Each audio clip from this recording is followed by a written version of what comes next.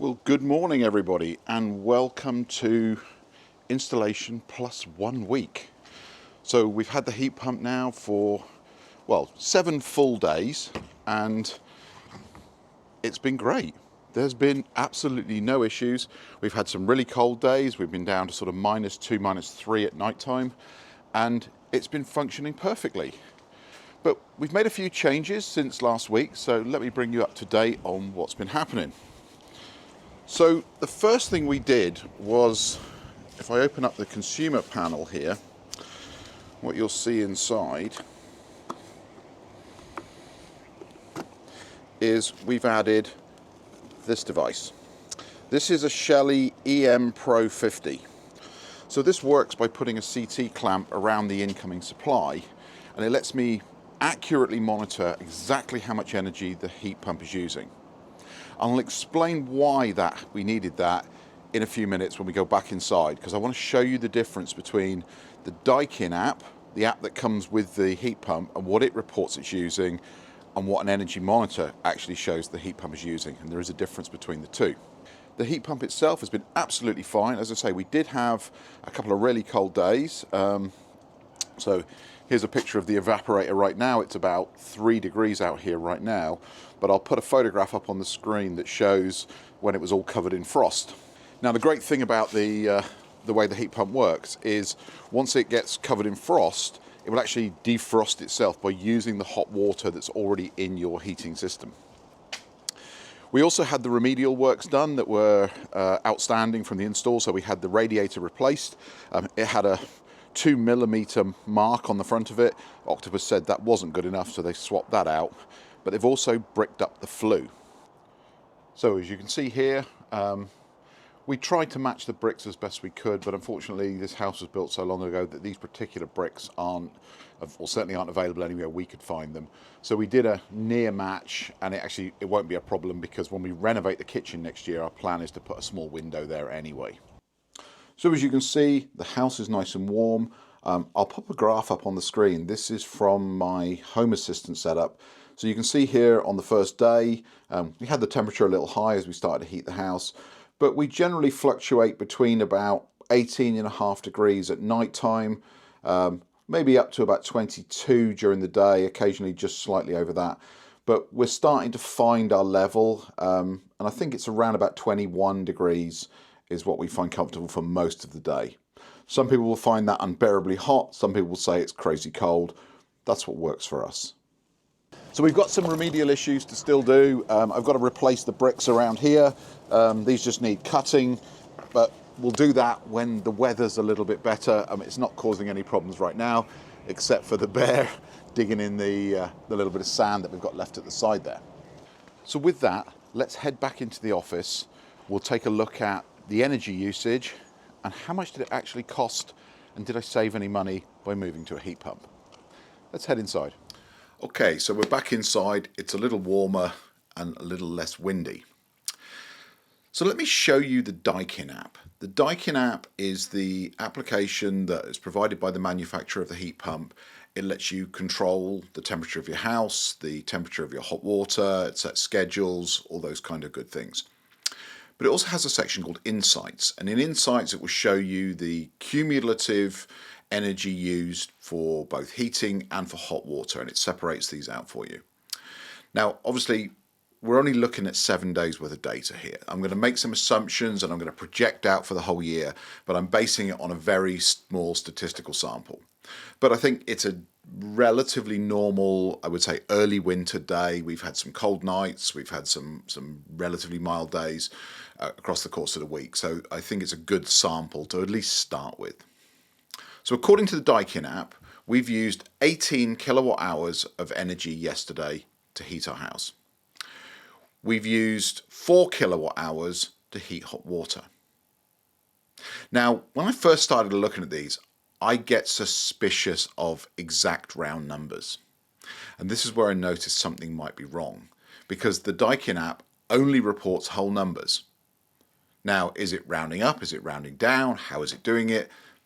That's important information, especially when you want to be able to calculate the return on your investment. So that was why I put the Shelly monitors in. Shelly have a very good reputation for their energy monitors of being accurate. They use CT clamps that clamp around the power cables, and they give a slightly different view. So if we take a look at the Shelly app, what we can see is we've used 18.51 kilowatt hours of power for both heating and hot water. Now, when I went to school, 22 and 18.51 weren't the same thing. That's a difference of about 3 kilowatt hours, and I've noticed this over the last couple of days. There is a disparity between the two. Sometimes it's a little less, sometimes a little more, but about 3 kilowatt hours a day. Now, I've got multiple Shelly devices in my house, and I've done some testing where I've done battery discharging, and they are incredibly accurate. So I'm more inclined to believe the number that comes out at 18.51 than something that comes out as a whole round number. Now, why is this important? Well, it's off by 3 kilowatt hours a day in one day. If we assume it's going to continue to be off by that kind of percentage, that works out at 1,095 kilowatt hours over the course of a year, or a megawatt hour of difference. So it's important, if you're going to be looking at how you're going to do a return on investment, how much energy you're using, all of these kind of things, that you don't just take one source of data. So I've got the Daikin app, I've got the Shelly monitor on the circuit, and I've got my Octopus Energy app with my Octopus Mini that are all measuring my energy usage. This all gets pulled into my Home Assistant setup so that I can do some analysis of the data. So let's talk about my usage and savings. How much energy have we used?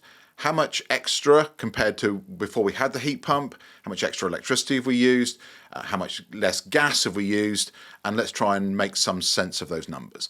Now, I should say, this is based on 1 week's worth of data. So this is not a huge sample, but I'm going to extrapolate these numbers out and I'm going to explain why I made certain decisions. Before I get started, let me explain my tariff situation. So a couple of weeks ago, I mentioned I was thinking about changing tariffs with the heat pump, and because of the fact that we have a large battery system, I decided to change to Octopus Go. So this means that I can import power for 5 hours during the evening at 8.5 pence per kilowatt hour, and then I can use that power from the batteries for the whole day. We very rarely have to import anything from the grid whatsoever during the day. So let's talk about what did we actually use. So we imported last week 312.96 kilowatt hours. That's from today, Saturday, to last Saturday. So that gives us a full week of usage data, 312.96 kilowatt hours. We charged our 37 kilowatt hours of batteries there. We charged 2 EVs, we ran the home, and we ran the heat pump from that. So for those that are already looking at going, that's a massive amount of electricity. We're a large user of electricity in our house. Obviously, with 2 EVs, a heat pump, batteries, you can imagine we pull in a lot of power. I was on the Agile tariff. I've moved to Octopus Go, and I know some of you are probably saying, well, why not go to Intelligent Go? It will give you a slightly lower price. The actual price difference doesn't make a huge amount of difference, and I do like the control of not having Octopus deciding when to charge my car. I'm happy to argue that point in the comments. The way I operate is I charge all the batteries during the night, charge the EVs, run the house. During that cheap period, the heat pump runs directly off of the grid. We don't use the battery power during the night, but we charge them up, then at 5:30 in the morning, the batteries kick in, and then run the house for the rest of the day. As we get to the end of the day, anything that is left in the batteries that we haven't used in that day, and some days there's capacity left and some days there isn't, we export that back to the grid just before we charge them again. Now, the reason we do that is we get charged 8.5 pence a kilowatt to import the power. And then when I give it back to Octopus at the end of the day, they give me 15 pence a kilowatt for it. So we make a little bit of money. What it cost us for that 312.96 kilowatt hours was £29.78.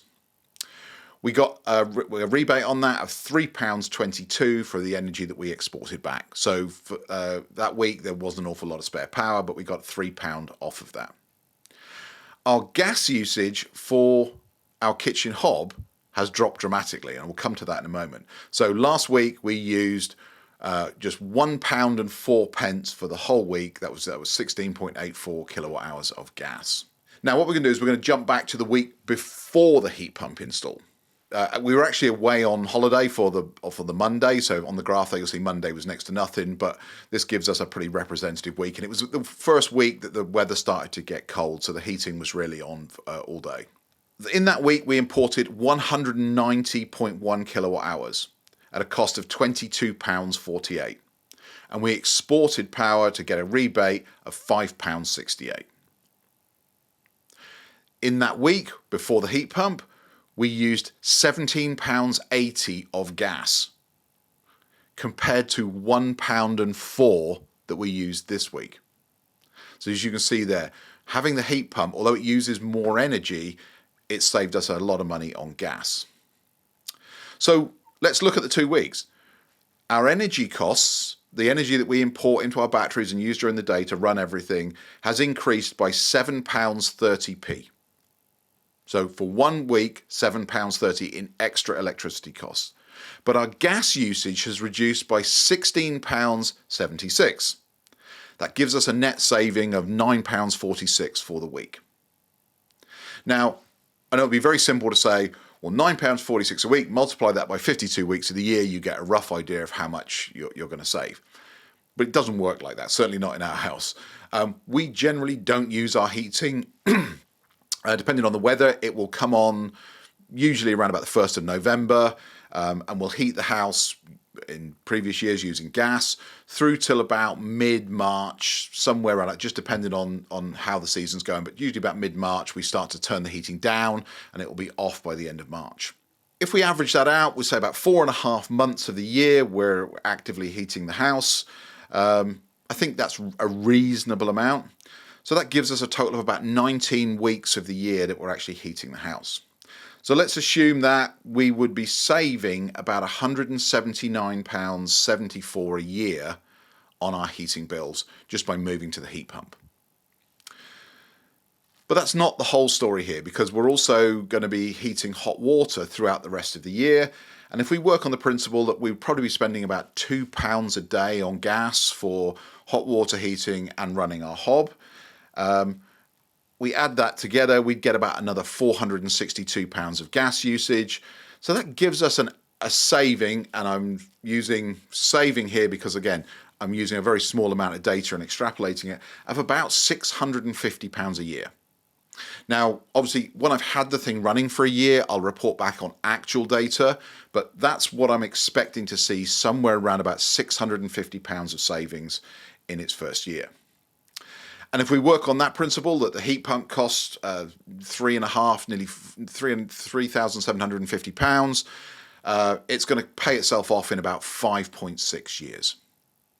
So for something that we plan to run for the next 20 to 25 years, in 5.6 years, it'll be making pure profit.